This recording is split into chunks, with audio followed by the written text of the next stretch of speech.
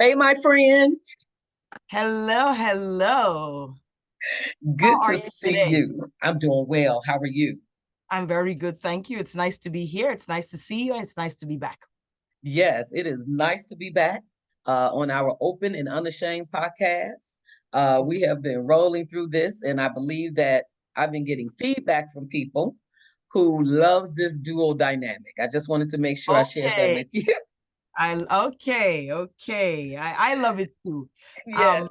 and I'm amazed at the fact that when we record, because I record, my own podcast for a different channel, etc. But I find there's just an ease to this, and I never want to stop.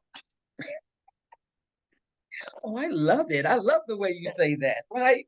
And we probably will never stop. We may have a few folk join us on here, but definitely I believe the Lord has partnered us with a divine connection It's to be correct. able to do this together. And so, that brings us to our topic today about friendship. You know, Yes. because I don't know if we started out knowing what God was going to do in our lives together. You know, I was sharing with you in our last podcast that I found this photo of when I met you, and it was probably about 7 or 8 years ago. And when I met you, we kicked off. We were doing prayer in somebody else's event. We were Yes. both selling products. We Yes. were vendors, entrepreneurs, multipreneurs. Mm, And I just remember then at some point we didn't really talk, but we always kind of caught up with one yes. another. Yes. And I remember the Lord blessing me to say, hey, you need to partner with her. Mhm. And you were like, absolutely. And I appreciate that. Real talk. I appreciate that. And it was times we still don't talk every day. But Yes. when we come together, it's like we didn't miss a beat. Exactly. We didn't Yes. miss a beat. And I wanted to tell you, thank you. Thank you for loving on me. Oh, Real thank you. talk. No, You're thank welcome. you. You're, when you reached out about partnering with me and all that, I didn't even think twice. Mm-hmm, mm-hmm, And mm-hmm. when we met, I think it was actually 2014. It may have been, yeah. It was 2014. Mm-hmm. And Wow. that's been a while. That's 2014. And this is why you walk with people. And I'm gonna do a disclaimer today because I am um spiritually high. So let me say that. So I don't know what's gonna happen in this podcast. I'm being Woo! honest. Yeah, being honest. But 2014, when you said that, it took me back to 2013 because I had just started school, uh, my bachelor's degree, and I'm an adult learner. I believe you may know that. Went back to school at 42 years old, and I just remember my son had this horrible experience in 2013. So when we met in 2014, I'm just keeping it moving. I'm trying to Mm, make sure my mind was just focused and making connections with other women that we were making connections with and being encouraged and inspired. And that's one of the things that friendship does. You were yeah. an encourager. I'm meeting these young women. When I looked at the picture, I was laughing. Not that you look any older, because you really look young, to be honest. But I was laughing like, my God, this is crazy. Like almost 10 years ago. Almost 10 years ago. So Mm. let's talk a little bit about friendship. What is it that you believe, I guess, the traits of friendship, according to your own personal belief? Because I know we're going to share some information about, Yeah. an article that we have that we're going to talk a little bit about, but your own personal So take on that. I say, this is something I've always said, and it's good that we're talking about it now. A friend is someone that I call it the 3 T's of friendship: truth, Mm-hmm. trust, and trials. Mm-hmm. That's good. So a friend shouldn't be afraid to tell you the truth, and you shouldn't be afraid to receive the truth from them. A friend should be someone you can trust. And that is so huge because there are so many people that have these friends, but they don't trust them. They don't trust them in their house. They don't trust them around their men. They don't trust them around their kids. They don't trust them. I'm like, so why is this person your friend? Don't call them your friend. So if you think of the number of people that you can actually trust, you will find that your actual friend circle is very, very small. Very. Yes. You can't be friends with the whole world. Everyone has a place, in kind of like circles. We can talk about circles later, but the third thing is trials. How has this person been with you through trials, or how have you been with them through trials? And the things that being with someone through trials doesn't necessarily mean, obviously, trials that because sometimes, again, we don't know people are going through trials, but if someone knows you're going through a trial, how do they respond? How do they behave? How do they handle that? And vice versa, because this is a mirror that we can apply to ourselves too. Do I tell people the truth? Am I trustworthy? Am I there in the trials of the people that I call my friends? Because a lot of times people sow, they want to reap where they didn't sow. They don't sow friendship, they expect to reap friendship. That's good. So this is both a way to look at yourself and to look at, you turn it inward, then you turn it outwards. Is this person there for me in trials, et cetera, et cetera. Now, the caveat, I want to add one final piece, which is not a T, and I don't know what category to put it under. I've noticed in my life that there are certain friends who will be there when you're going through a trial. But when you're celebrating, they are nowhere to be found. They run away. They don't want to be around you. What is that? What is that? What is that?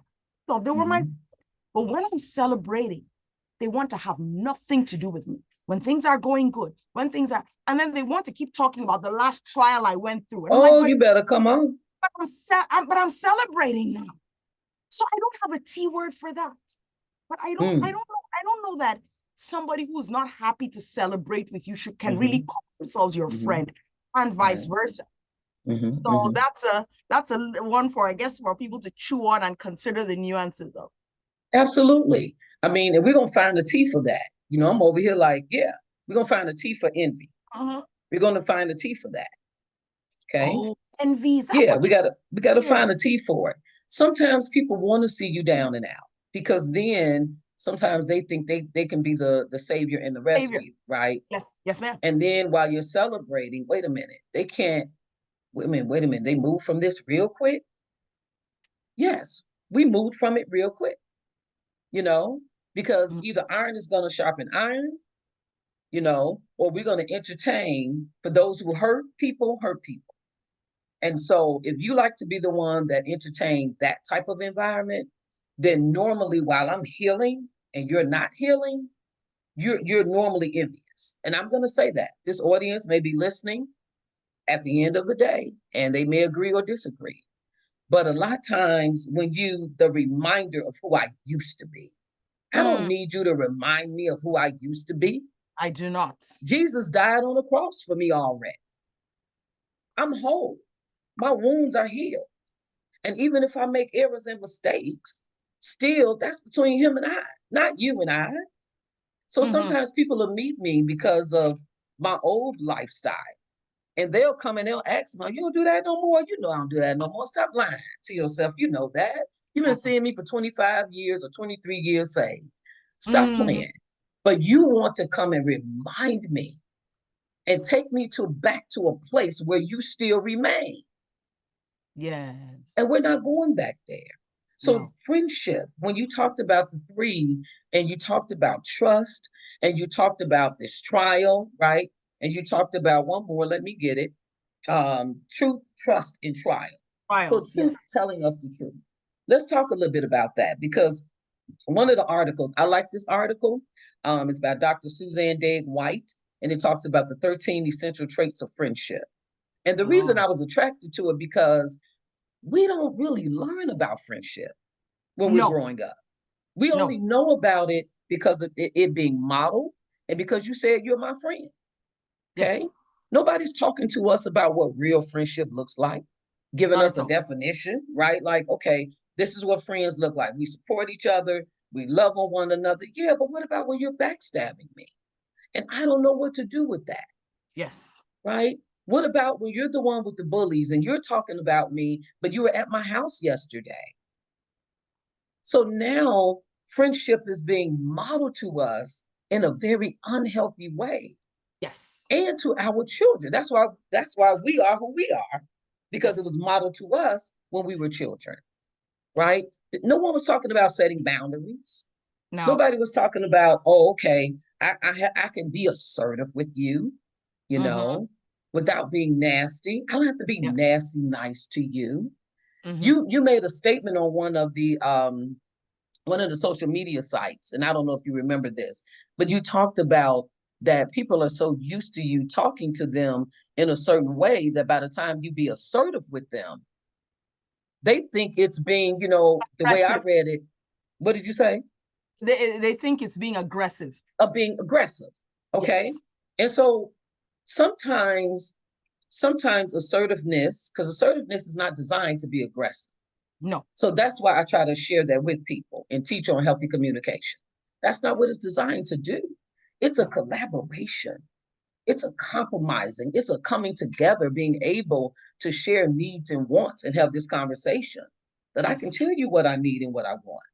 And so what I started learning was through this, I was laughing because I started writing this morning. It says, you. Stop playing. You're the only one that follow you every day. Wherever you go, there you are. You argue at you hear you may sometimes, and sometimes you don't hear you. Okay. But this is what healthy friendships help you to see. They help you to see you. Yes. You help me to see me in different ways that maybe you don't even know.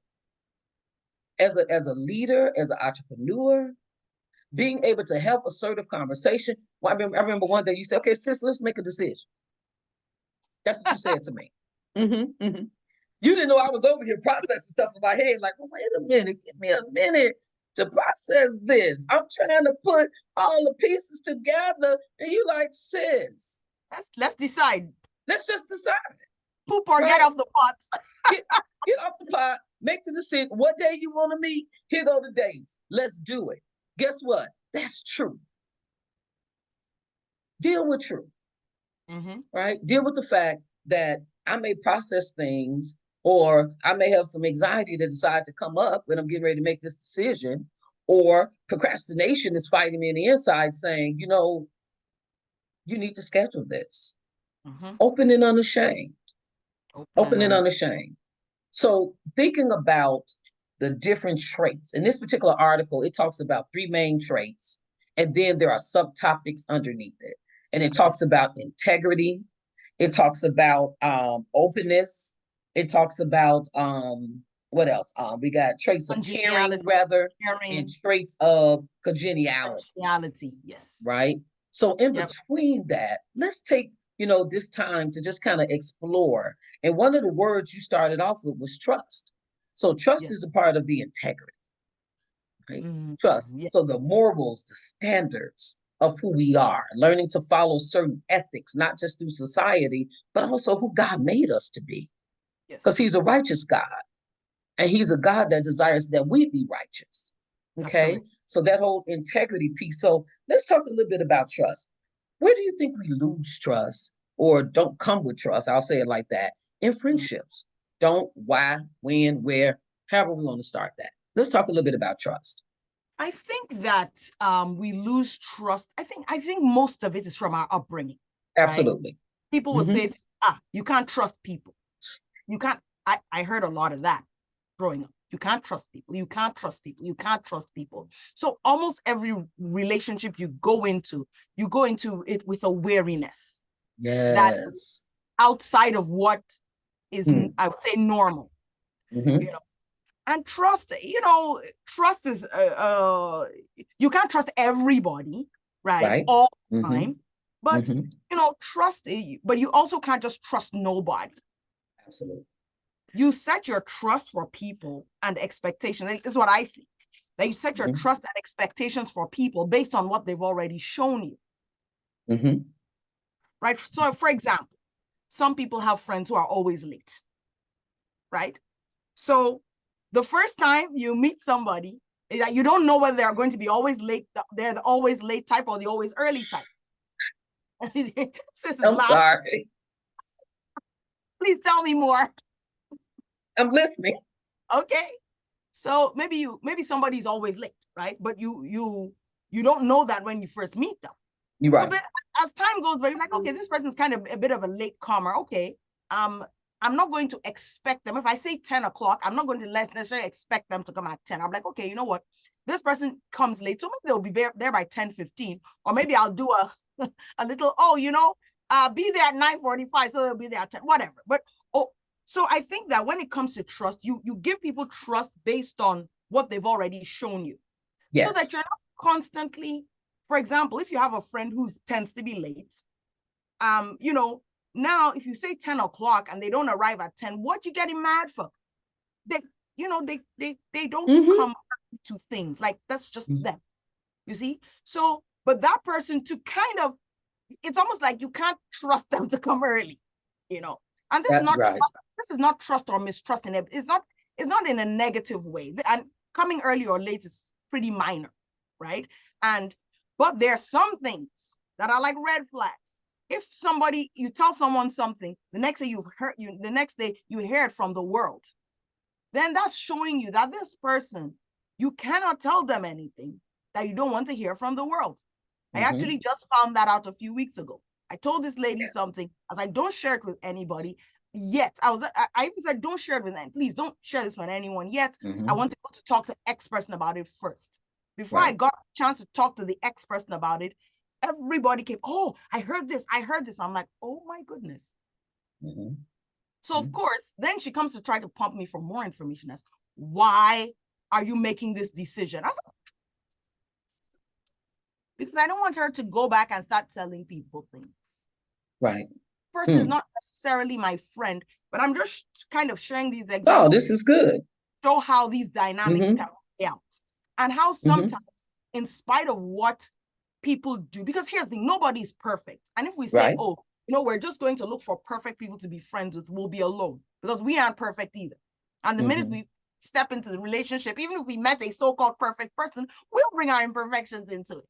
That's right. So, but trust is it's not an all or nothing thing. Do I trust this person? Do I not? No, you trust somebody based on their characteristics and set expectations based on what they've shown you. And that way you're not going to be subject to disappointment. You're not going to be crying all the time and all of that. Imagine if I had gone to tell this person who's already shown me that she's a gossip. Mind if I went to some very important thing, And then when I hear about it outside, I'm like, you're a horrible person, blah, blah, blah, blah, blah.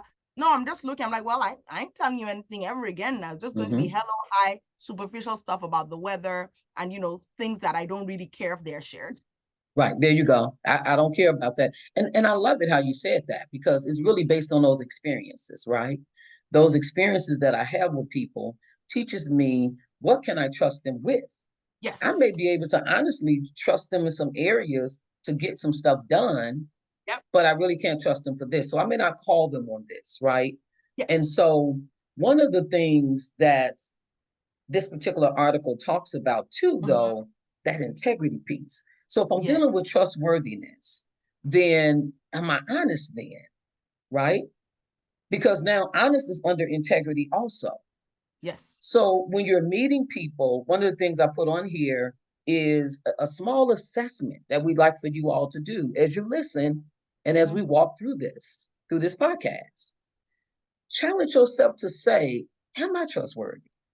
Yes. Right? Even if you're the type of person that's late, I want to add on to what you said. Yeah. I may not have expectations of certain things because you're normally late anyhow. But if you keep saying you're going to be on time, now you look like a liar. All right. And I want to help you not be a liar if that's what you're not. So a friend tells truth. That's what you started off with. We're truthful. Yes. We are honest. Honesty is one of the things under integrity. Yes. You're honest. So as a friend, you have to ask yourself, am I trustworthy? Am I honest with others? Am I generally dependable? Am I loyal to people that I care about? Okay. Am I able to be trustworthy? Do I experience empathy with other people? Am I able to be non-judgmental? When you go back, just when you read this, when whoever listens to this later, just keep rewinding until you get these particular questions about who you are, so that you can begin to assess what type of friend are you.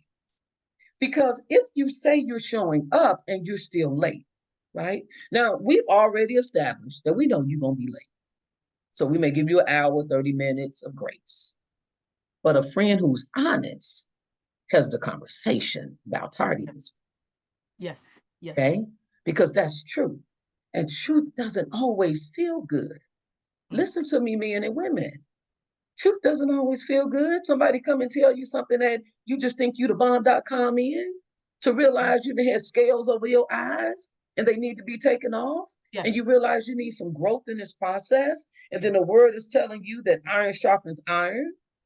And you find out that these are growth experiences, because God wants to take you to the next level, and he wants to be the one to trust you. And you can't be trusted. So if you can't be trusted, God don't trust you either. And a lot of times we don't trust because we don't trust God either. Yes. Okay.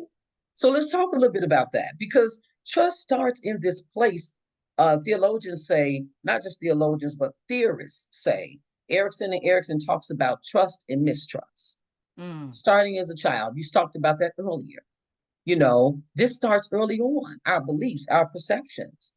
When a child is crying, waiting on the caregiver or the mother to bring a bottle, to bring the nipple, or whatever that is, they're forming trust. Yeah. That's what they're doing. When you don't come, then they start establishing, like, okay, you're rejecting me. You don't come. You don't provide my needs. I don't know if I can trust this one right here. Yeah. And then you send a whole nanny or another caregiver or babysitter, and they start adding and they start giving and then the child start trusting them more than they trust the mother. And the mother is trying to figure out, why my baby don't respond to me like this. Same thing in friendships. We've been hurt. We don't know how to trust. We've been rejected. We went through life. There's some things that happened, and we put this wall up over this beautiful heart. And God is saying, listen, we want to chisel that stony heart out of the way. Amen. And I'm going to tell you, that's how he did me. No lie. You know, we come in and we believe we got to protect ourselves. Yeah. This is not going to happen. I'm going to go do school. I'm going to be the best, and I'm going to be this, and I'm going to be that. Yep. Because of what someone else did, then we believe that they destroyed our lives. No, they didn't destroy us, right? So this trustworthiness piece, it is comprised of certain components of honesty, dependability. And so as friends, a lot of times this is not happening in friendships, you all. Truth is not being told. For me to be able to share with my friend, I love you, but you be late all the time. Yes. Can we talk about this? Yes. And I ask friends, I'd be like, can we make an agreement? You know, we'll try this time. And it's not just one friend. These are my friends that I love. Yeah. You know what I'm saying? Like, you tell me you're going to be here and you part of this big thing that I'm doing, and I'm depending on you, and then all 5 friends late that I trust, all 5 can't be late. We're about to have a talk. We having a conversation. That's right. And if I am doing something that you don't like, you don't understand, you don't believe, let me tell you, friends, it's okay to have conversations. Yeah. All right, let me move on right here. Come on. I know. We struggle with this trust thing. Yes. This is why we don't let people in. This is why we're not honest with people. You said it. You said, I shared it with somebody and I told her don't tell nobody. Right? And then the little beautiful person went and told somebody anyhow. Like more than somebody. She told about 6, 7 somebody. A whole bunch of somebodies. Right? So you got family members, you got friends, you have whoever else, co-workers that you thought you could trust. And guess what happens with them people? This is the open and unashamed part. A lot of times they don't have a life of their own. Yes. So they've been living vicarious through you and being entertained by the things that you're doing. So I need to go gossip because I don't have nothing else to talk about. Yes. You know, my self-value, my worth, I don't know what it is. I'm insecure. So I'm going to either pull this person down, because you might as well stop lying to whoever it is that's listening to this podcast. Don't sit here and lie and say that you didn't know that was important. because they told you it was important. Yes. So we got to deal with this. Friendship is something. Let me see, I have scripture in front of me. It says that a man of many companions may come to ruin, but there is a friend who sticks closer than a closer than a brother. Than a brother. But here's the deal: if you don't have family and you don't have a relationship with your family, then you may not know what this love thing looks like. Friends are those who sharpen. We grow together. Yep. You know, we respect one another, and we give one another an opportunity to share their stories. I talk to people sometimes. Let's talk just a little bit about, you know, other type of friends. People who you call on the phone, you say, "Hi, how are you?" And then they say, "I'm doing well." And then about 40 minutes later, you forgot why you called. Okay. So friends have active listening skills. And we're going to give some tips here, right? Yes. You find out why the person called you first. Because I made the phone call. Mm-hmm. I'm not ashamed to say that. I tell my friends sometimes, you know, I made the phone call, give me 1 minute, then I'm going to pause and let you get back in. And then there's other times I don't, because I assess the situation, right? Yes.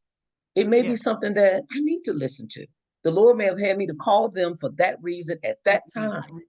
So they can get that thing out their mind and out of their head. Yes. And I have enough discernment to know that. But it's those times where my mouth is open. Okay. When I remember, I'm gonna call you back again. And my friends may listen to this like, did this ever happen to us? Listen, if you're my friend, then most likely you know me already. Because the goal is that I help and you help me have a healthy relationship. Yes. Okay, I'm gonna stop there and I'm gonna hear you out. Okay. I know I had a lot, but this friendship thing is good to me.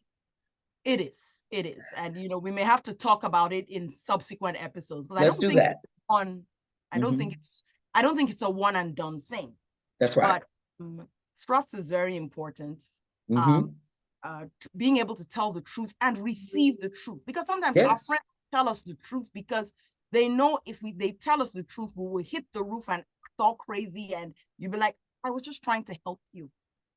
Mm-hmm. Mm-hmm. You know, it's a two-way street. But and that's why this episode, I think it's important not for us just to look at other people, but for us to look at ourselves too.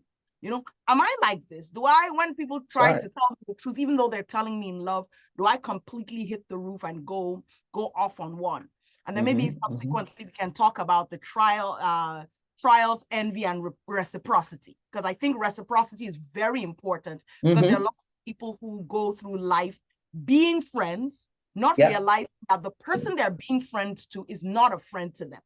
Absolutely. When you're calling somebody your friend, you better make sure you know what they are calling you. You better come on with that.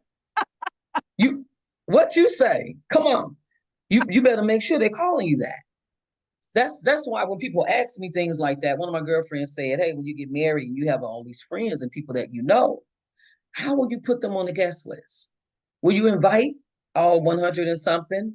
This is open and unashamed. I want you all to be open and unashamed about this thing, because these are conversations that we want to have and be real and be truthful on this podcast. Okay. Exactly.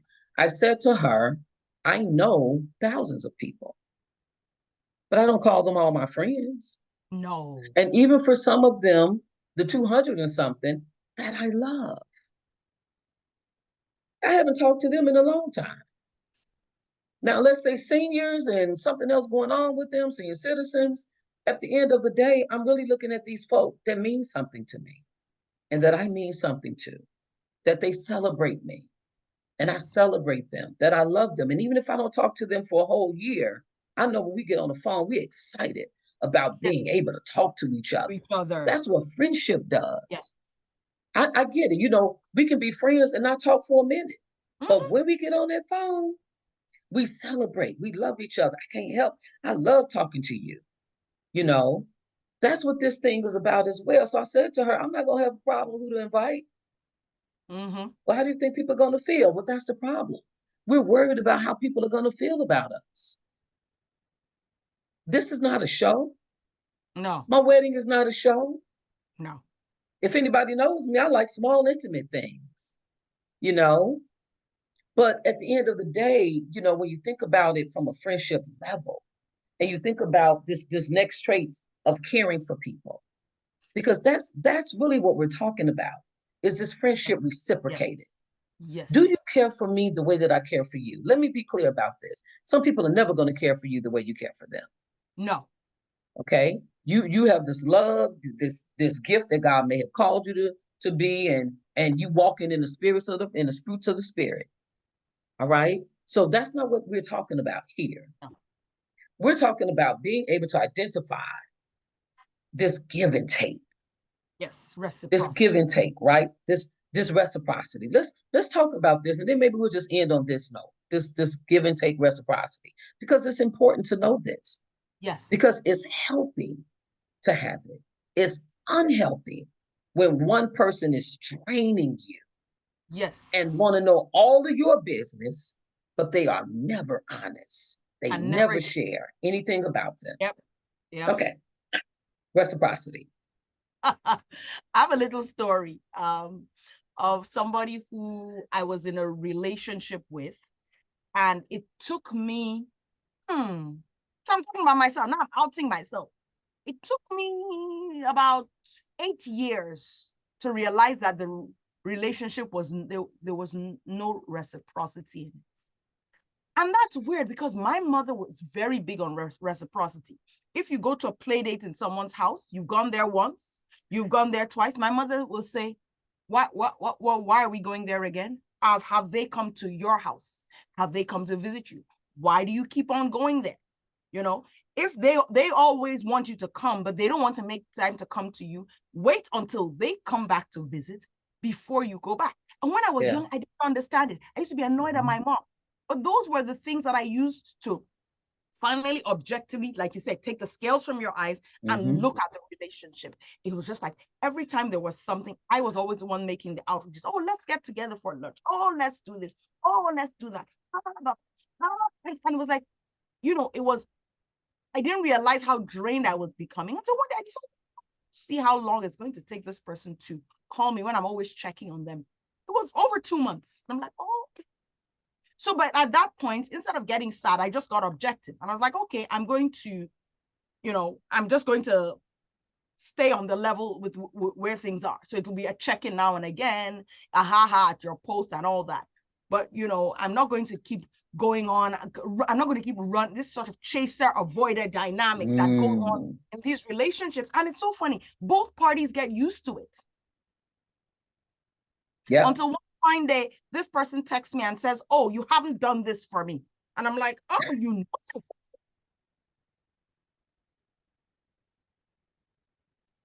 I'm talking about grown adults. Grown. Did you say grown? Yeah, grown. You didn't say 12-year-olds. Oh, come on, lady.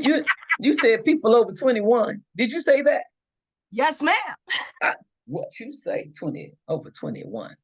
You know, so we have to actually, it's okay to study your relationships without any sort of sentimentality, which I think that's what leads to that lack of reciprocity. Because one person's like, oh no, they did this for me 3,000 years ago. But now they're like, leave me alone. And you're still chasing and chasing and chasing and chasing. It's good to take an objective approach to our friendship and see if there is reciprocity or not. Yes. It's like an evaluation, an assessment. Exactly. That's it. Let me look at all my friends. And you have to do this because sometimes seasons are closing. Seasons are changing, right? Doors are starting to close, and you're wondering why you are using so much time in this space, even with certain friends. Let's not get easily offended. Guess what? Some doors close. Yeah. And when God closes those, open. And other doors open. Real talk. And they be opening and be closing and be opening. But how did you end the friendship? And to me, God is looking at that. Was there anger? Was there bitterness? Because all of those things, was there malice? Those are all the things that he's asking us not to do. And then he's saying, hey, but here's the fruits of the spirit. that you have love, kindness, gentleness, patience, forbearing your brother. Because it doesn't matter what this friendship appears to be, there's still a love that I have for you. Yes. And even if we don't talk every day, right? I'm moving on, you're moving on, I still love you. And so this is where this healthy part of who we are, this healthy part, making sure that we become healthy as human beings, dealing with our mental capacity. You're a doctor, I'm a mental health counselor. We're both working on some things, to make sure that we're able to get through this process. I walk it through myself. Like you were saying, we're not just talking about you all who's listening to this. I had to assess myself. Yes. But I didn't trust people. When I'm sitting back like, okay, mistrust. I don't know if I really want to trust this situation, but God. And he's saying, listen, daughter, when I got saved, that was the word he said to me. When I was sitting there listening, they were praying and tarrying for me. The Lord was like, will you trust me? Mm-hmm. He said, you didn't trust this person. You didn't trust that person. So people who are listening, listen, there's a whole bunch of folk you didn't trust before, and they didn't come through for you. Why not trust God? Why not give them a try? Yes. Yes. I said, the Lord said, give me a try. You've been trusting your old boyfriend. You trusted all these other folk that did you wrong. Yeah. Why not give me a try? When I said yes, and I said, God, I trust you. Just crying all over the place. He said, you're going to trust me with all your heart, your mind, your soul, and your strength. You're going to lean not to your own understanding. You're going to acknowledge me in everything that you do. And I'm going to direct your path. And that's what trust does. Trusting God, learning to trust people, learning to move this defense mechanism out of the way. Because every time this barrier comes up and you don't trust anyone, guess what? You miss the blessings and benefits. God will send someone your way and you're like, I want to be friends with them. I don't like women. We don't hang. That's a whole different podcast. Oh, yes. That's a whole different. That's a whole different podcast. So we are going to, any last minute thoughts? We're talking about friendship. We're going to come back and talk more about friendship. If nothing else, we do want you to begin to assess the way you're a friend first. So don't even think about all your friends yet. Mm-hmm. Yes. Think about you. Are you one who can be trusted? Right? Can people depend on you? Are you loyal? Are you committed? Are you honest?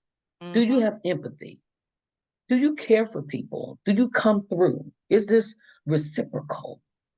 They call, you call.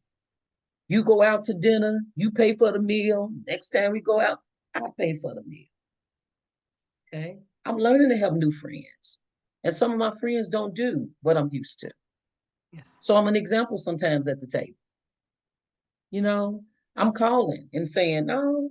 And I'm saying things like, I don't do things like that. I don't, that's not the type of conversations that I entertain, to be honest. That's what I say to people. And then I say, and we have to treat one another a certain way. And then I try those things. And if they don't work, then that's not my friend. That's not the person I'm building a friendship with. Let me say it like that. Yes. Okay. All right. Do you have any last minute thoughts? Mm-hmm. Yep. There are other relationships apart from friendships. That's right. Acquaintances, there are drinking buddies, there are business partners, and on and on and on it goes. Not everyone you know is your friend. That's right. Mm-hmm. Mm-hmm. So yes, we hope that you all be blessed from this podcast today about friendship. And we're definitely coming back and talk about friendship, because there are more pieces to it.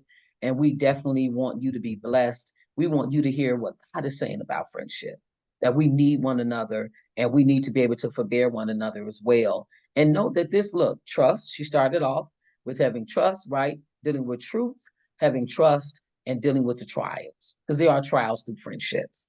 And we have to figure out how to walk through them together and still come out loving one another. You don't have to drop every friend that you have a trial with. It's called growing pains, baby. Oh, growing pains. Okay. All right. Thank you. God bless you, my sis. Thank you very much. All right. I look forward to the next. And we pray that you all, enjoy this podcast and you come back and share with us about some of your friendships that God is developing for you. God bless you.